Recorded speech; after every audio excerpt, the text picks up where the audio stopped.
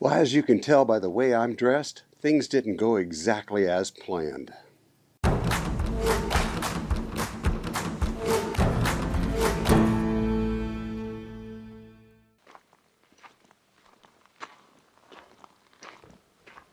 Well, I'm currently walking in an area called Craggy Wash, a place where Linda and I stop often when we're traveling between southern Arizona and frigid Montana.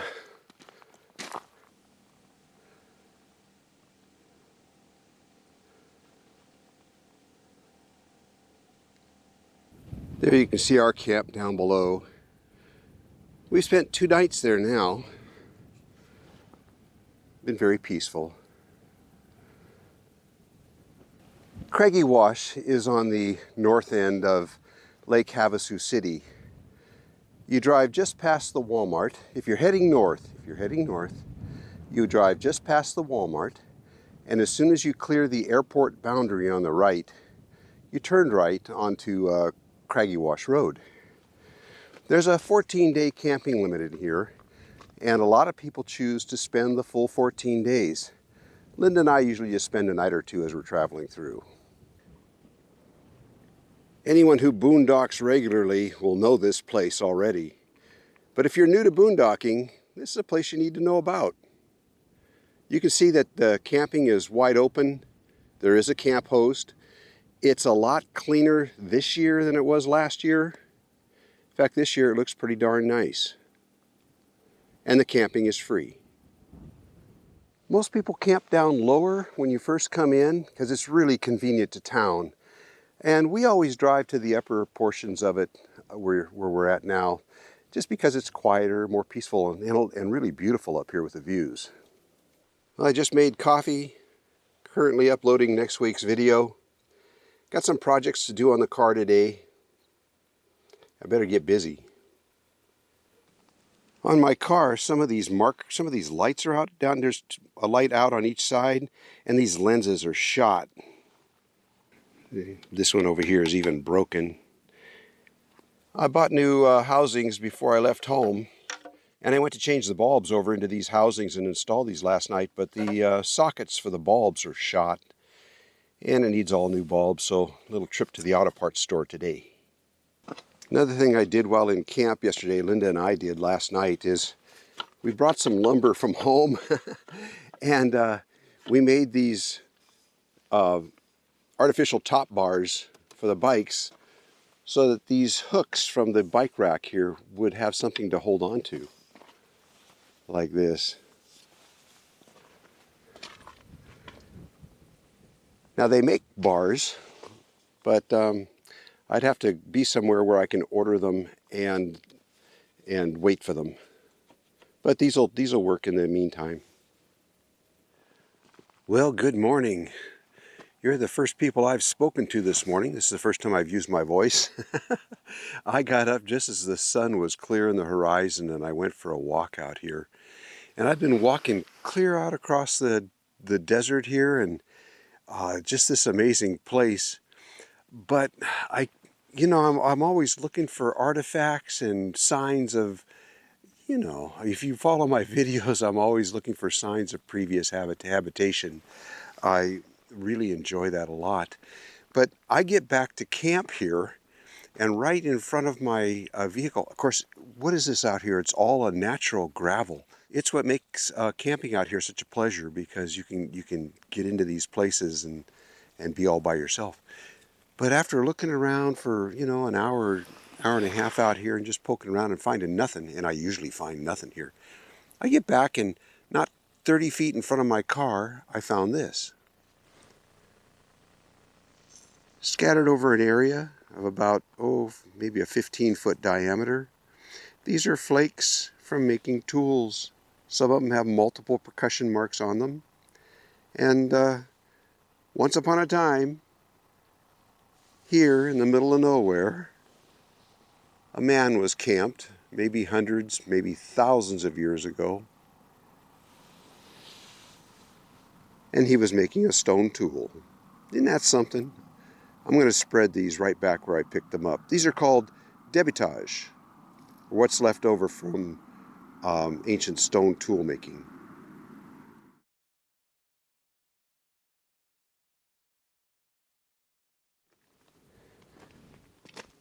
Show them what you found, Linda. Right in the same area where I picked up all those flakes, Linda found a crystal. Yeah. Good find, baby. You can keep that one. Yeah. Put it on a ring. I see you're all bundled up. Yes. How come? I used to keep the heat out, right? Like the Arabs? Crazy, it's cold. It is chilly, isn't it? Yeah.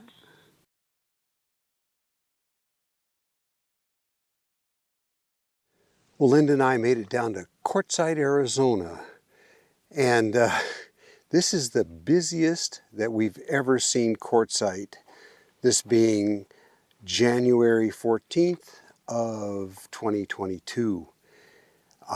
We first camped in one area down where we normally camped. We're along Plumosa Road, which is north of the town of Quartzsite, about 5 miles, and Plumosa Road goes over to Baus. And we first camped in the area that we normally camp in, and it would have been okay except for the people riding ATVs and two-stroke dirt bikes through the campground, just making all kinds of dust and noise. And we relocated. And that's the nice thing about being down here, is that you can get further out in the desert, where those people should have been riding, by the way. They should have been out riding in the thousands of acres of desert out here, but no, they were riding through the main part of the campground. Anyways, we moved, and now where we're at, it's very quiet and very peaceful. We treat Quartzsite like a home base. Quartzsite is not a destination to us. It's a place where we come to regroup and to relax, because everything is here for you. So from here, from Quartzsite, we venture out, and that's what we're going to be doing. Far off in the distance, I can hear the noise of generators and people watching their big screen TVs, but my big screen TV and Linda's is the stars in the sky and the moon and the beauty of God's creation that we love so much. The nice thing about being here, though, is that it's hard-packed gravel, a natural hard-packed gravel, and you can get out and camp in so many different places and be all by yourself, like we are right now. It's actually quite nice. The nice thing about Quartzsite too is all the vendors here, and it's like one huge swap meet. Also, the winter Rubber Tramp Rendezvous is ongoing right now. The women's RTR is going right now, and in another day or so will be the regular RTR. And we would like to go and visit that also. Bob Wells and his group puts that on. And the rendezvous isn't so much something we enjoy. It's the people. We love the people. So we're going to be sure and get down there and enjoy that. It would be nice to see all of you, but it's not possible. And we do like our peace. So we're out here enjoying that right now. Anyways, hello from Quartzsite.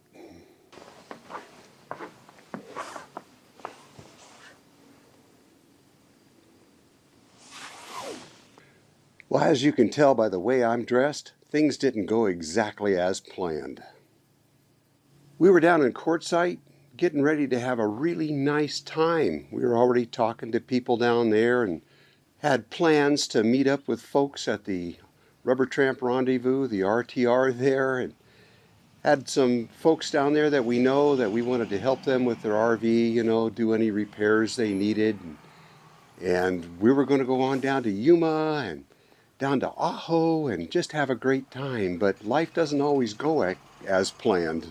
The next morning, Linda and I got up, and we just bought her a Rad Mini e-bike, and Linda has never ridden bike before, but she's been trying a little bit, like before we left, and she was riding a little bit, and she looked okay to me. She rode slowly and carefully, but down there in Quartzsite, she was waiting until we got to that, you know, it's very flat down there, and the gravel is very hard packed, almost like riding on asphalt, but she was waiting to get down there so she could ride on level ground and practice, and she was doing that. But she went there, you know how a dirt road has two ruts or two depressions? Well, she was riding perpendicular across that very slowly. She probably wouldn't have gotten in trouble if she was riding faster, but she was riding very slowly, and the front wheel got caught, and she just tilted over. That's all she did. She kind of fell down slowly, broke her ankle in two places. God, her foot was twisted 90 degrees out, and she was in such pain. Being of samurai heritage, she wasn't screaming or crying or anything, but I could tell her face was all twisted, and she was really in pain. I had to rotate her foot back, and luckily that went very easy, and it just kind of popped back into place. Another man stopped to help me get her up, and he said that our best bet was to drive to Parker because for sure they had an x-ray machine and for sure they would be open. And that's what we did. We drove 35 miles north of Parker, Arizona, got her in, they got her x-rayed, could see the break, and they says, you need immediate surgery. But this was Saturday. Monday was a holiday, Martin Luther King Day, so the earliest even a surgeon could see her would be Tuesday if they could get her in at all. Linda and I booked it for home. I drove straight home. We left from the hospital and just started heading north. And we got home yesterday, Monday, and right now it's Tuesday morning about 9 o'clock, and she's already seeing the surgeon right now. So my daughters took her in. There wasn't room for me. They were so good. They showed up yesterday, and they got one of those chairs for the bathtub and everything, and they had it all arranged by the time we got here for her. They're so great. That's where we're at. We're back home in Montana, and Linda's probably going to be getting surgery soon. Hopefully they get her into the hospital today, but we know how that goes these days. We'll just have to wait and see. Anyways, there's an update for you. Hey, as soon as Linda's able to get back on camera and tell you how she's doing, we'll get her out here. In the meantime, I got to get out the snowplow and go to work.